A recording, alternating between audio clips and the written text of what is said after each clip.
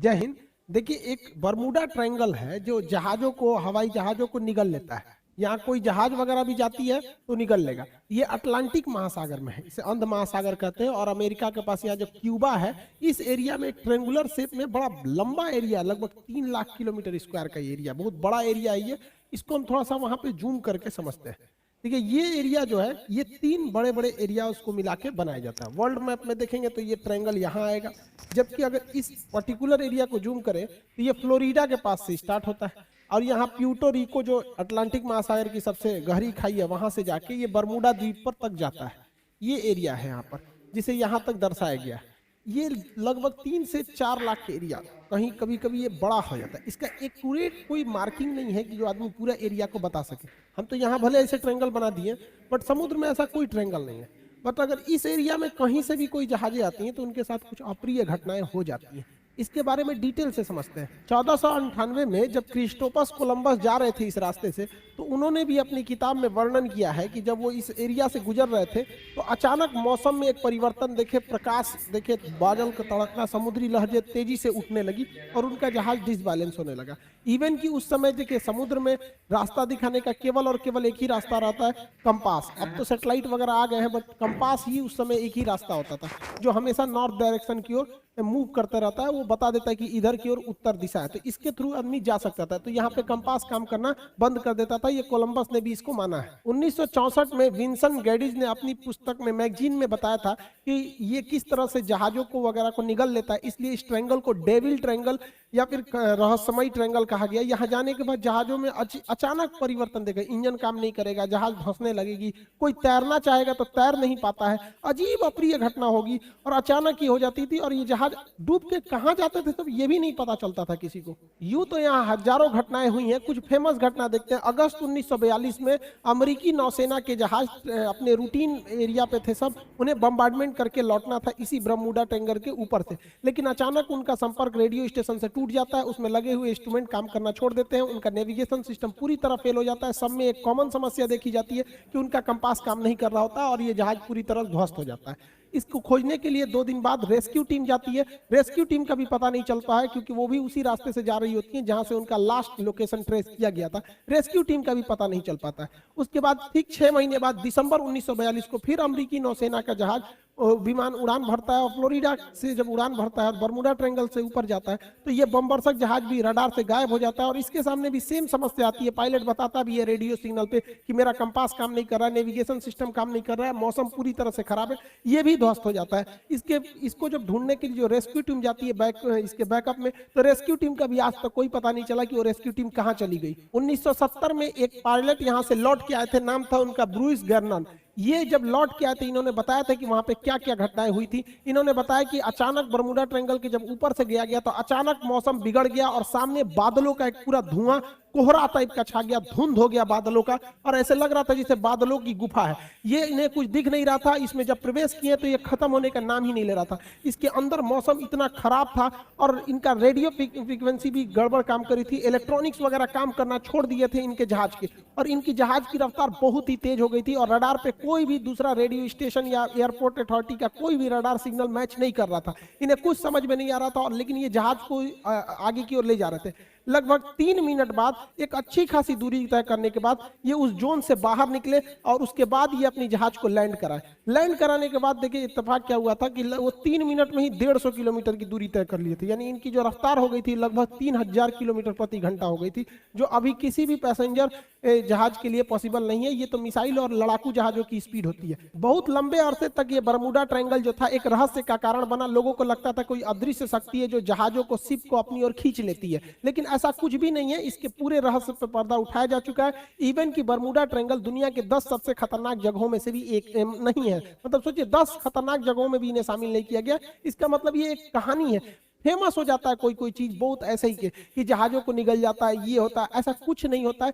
यहाँ कुछ नेचुरल घटनाएं होती है, कोई सुपर नेचुरल नहीं है, जिसका लॉजिक भी अवेलेबल है, सबको हम लोग समझते हैं। जो जहाजों का मलबा गया और नीचे समुद्र के तल पे, देखिए यहाँ जो एरिया है बरमूडा का जो एरिया, इस एरिया के नीचे ज्वालामुखी है सब, और ये ज्वालामुखी विस्फोट करते हैं सब। जब भी ज्वालामुखी विस्फोट होता है तो कुछ जहरीली गैसें निकलती हैं, इसमें मीथेन वगैरह की मात्रा निकलती है।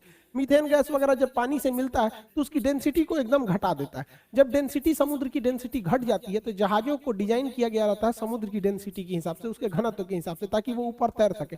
डेंसिटी घटने की वजह से अचानक वो नीचे धंसने लगती है, और यही वजह है कि वहां अगर कोई तैरने की भी कोशिश करता है तो नहीं तैर पाता है, क्योंकि उनका घनत्व घट जाता है। जैसे मच्छर जो होता है मिट्टी तेल के ऊपर, पानी के ऊपर तैर रहा होता है, आप एक ढक्कन मिट्टी तेल मिला देंगे ना, या तो वो मिट्टी की तेल से सूंघने से नहीं मरता, उसका घनत्व कम हो जाता है और डूब के उसमें मर जाता है। यही घटना यहाँ डूबने के कारण होता है। दूसरा कारण ये है कि बरमूडा के आसपास के एरिया में छोटे छोटे समुद्री पहाड़ है सब इस शेप में।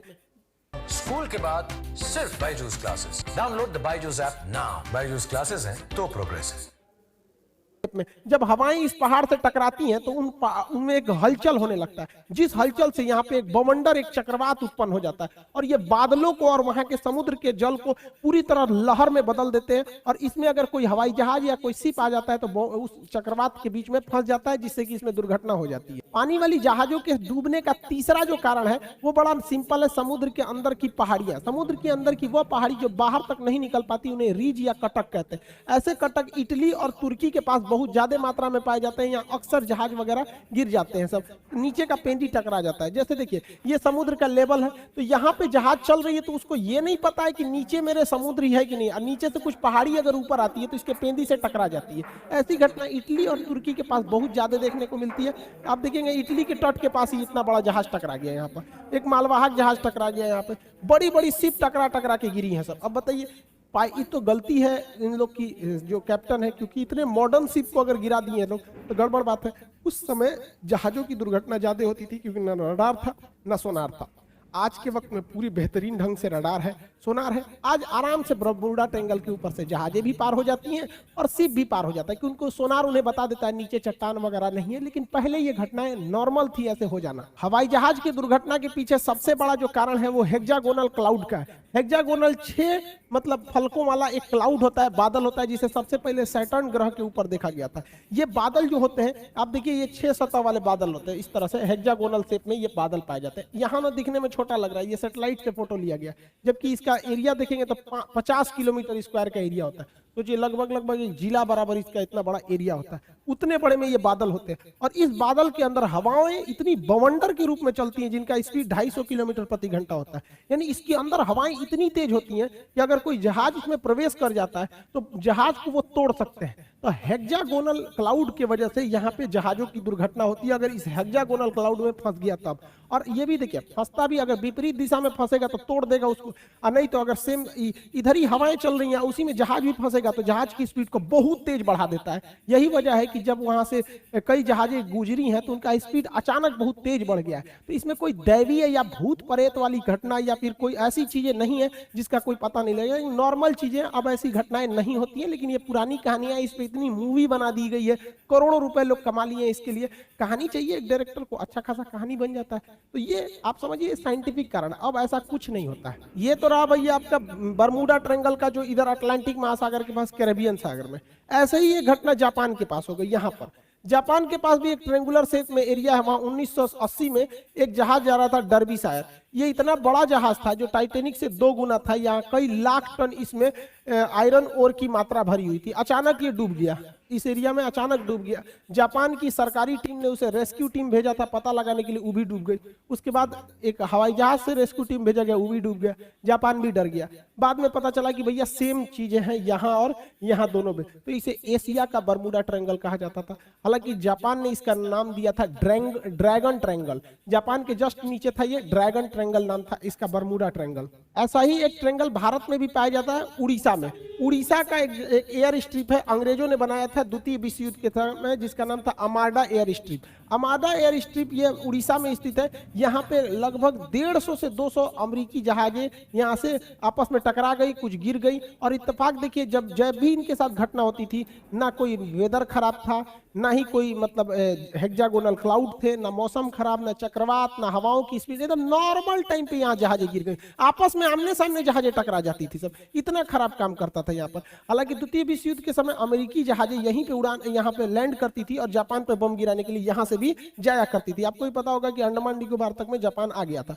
तो इतनी जहाजें अमेरिका की यहाँ से क्रैश की गई थी। और उनका बहुत सारा हुआ था। हालांकि ये मिलिट्री का एरिया था, इसलिए इस फाइलों को बंद कर दिया गया, बहुत ज्यादा डिस्क्लोज नहीं किया गया। तो ये भारत का बरमूडा ट्रायंगल आप कह सकते हैं। तो ये तीनों जगह, अब इसके पीछे क्या लॉजिक है भैया, आपको बरमूडा का लॉजिक बता दिए, वो सेम लॉजिक ड्रैगन ट्रायंगल पे भी है, दोनों सेम है। यहाँ क्या है कि ये एरिया झारखंड से करीब है और झारखंड के जादूगोड़ा के पास यूरेनियम की खदान है। आपको पता है यूरेनियम एक बहुत ही रेडियो एक्टिव चीज होता है। ये इलेक्ट्रॉनिक सिस्टम वगैरह को अचानक अगर हाई रेडिएशन होगा या इत्यादि होगा तो इसका बड़ा इफेक्ट पड़ता है, जिससे कि इलेक्ट्रॉनिक सिस्टम काम नहीं करते थे, नेविगेशन खराब हो जाता था, दोनों जहाजों का नेविगेशन एक ही डायरेक्शन में दिखाने लगता था। इसी की वजह से इसलिए दो जहाजें आपस में आमने सामने यहाँ पर टकरा जाती थी अमार्डा एयर स्ट्रिप पर। हालांकि ये चीजें आप बहुत कम सुने होंगे, क्योंकि ये मिलिट्री वाला जो एयरबेस होता है उसकी बहुत ही चीजों को टॉप सीक्रेट ही रखा जाता है। आप तीनों तरह के ट्रायंगल को देखिए, इत्तेफाक देखिए, ये वाला है बरमूडा ट्रायंगल और यहाँ पर है प्रशांत महासागर, अटलांटिक महासागर में, प्रशांत महासागर में है यहाँ पर ड्रैगन ट्रायंगल और भारत में है यहाँ पर आपका अमार्डा एयर स्ट्रिप। अगर आप इसको देखिएगा अक्षांश, तो तीनों एक ही अक्षांश पे आएंगे सब आपको। देखिए तीनों एक ही लेटीट्यूड पे लगभग आ जाते हैं, तो ये एक इत्तेफाक कह सकते हैं। हालांकि सबके पीछे साइंटिफिक कारण है। अब ऐसी कोई घटनाएं नहीं होती हैं।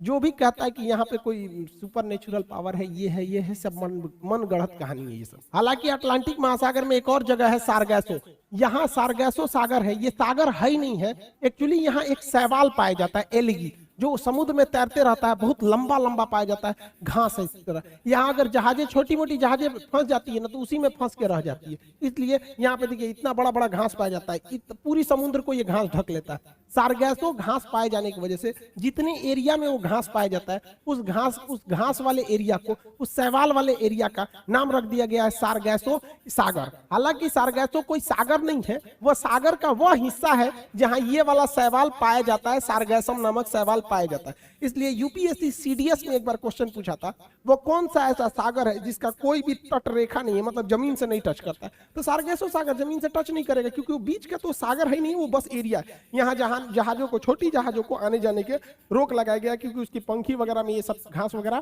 फंस जाते हैं सब। इसी सारगैसो सागर के पास ऊपर से ठंडी हवा जलधारा आती है, जिसका नाम है लेब्राडोर की धारा। इस सारगैसो सागर को ठंड के दिन में पूरी तरह बर्फ के टुकड़ों में भर देती है। इसी सारगैसो सागर में अप्रैल 1912 को टकरा गया था टाइटेनिक जहाज, और इसी सारगैसो सागर में लिब्राडोर द्वारा लाई गई ठंडी जलधारा के बर्फ से टकराने से टाइटेनिक जहाज डूब गया था। अगला क्वेश्चन पूछता है ब्लैक होल से। अंतरिक्ष का ब्लैक होल है, इसकी डेंसिटी सबसे ज्यादा होती है। इसकी डेंसिटी इतनी ज्यादा होती है कि इसके एक चम्मच मिट्टी का, अगर हम ब्लैक होल से एक चम्मच मिट्टी लाएंगे और उसका वजन करेंगे तो 10 हाथियों के बराबर होगा। तो जो इतना भयानक ये डेंसिटी होता है, इतना घना होता है, ये प्रकाश को भी जाने नहीं देता है। तो क्वेश्चन भी पूछेगा कि ब्लैक होल प्रकाश को भी गुजरने नहीं देता है, क्यों? तो ऑप्शन नंबर बी पर आंसर होता है, अति उच्च घनत्व के कारण। और इसका एक उल्टा क्वेश्चन पूछता है, एक वह हाइपोथेसिस को क्या कहते हैं जिसमें यह मान लिया जाता है, यह कल्पना किया जाता है कि सारे प्रकाश वहीं से आ रहे हैं, तो उसे हम व्हाइट होल कहते हैं। हालांकि ब्लैक होल और व्हाइट होल का पूरा परिकल्पना हम आपको ज्योग्राफी के क्लास में पढ़ा चुके हैं। भारत के जम्मू कश्मीर में लद्दाख और बारामूला की कुछ ऐसी पहाड़ियां हैं जिनमें चुंबकीय क्षमता है। ये भी क्या करती है, जहाजों के डायरेक्शन को भटका देती है। यहाँ पर एक चिनाब नदी पर ब्रिज बनाया जा रहा है, जो सबसे ऊंचा ब्रिज है, कंप्लीट हो जाएगा तो इसके बारे में भी टोटल समझा देंगे कि ब्रिज क्या है। और इसके अलावा आप एक तो बड़ा सुने होंगे सूत्रा, अमेरिका में एरिया 51 एलियन वगैरह वाला एरिया, इस सबको कभी और क्लास में समझेंगे। आई होप आप इसे समझे होंगे। मिलेंगे नेक्स्ट क्लास।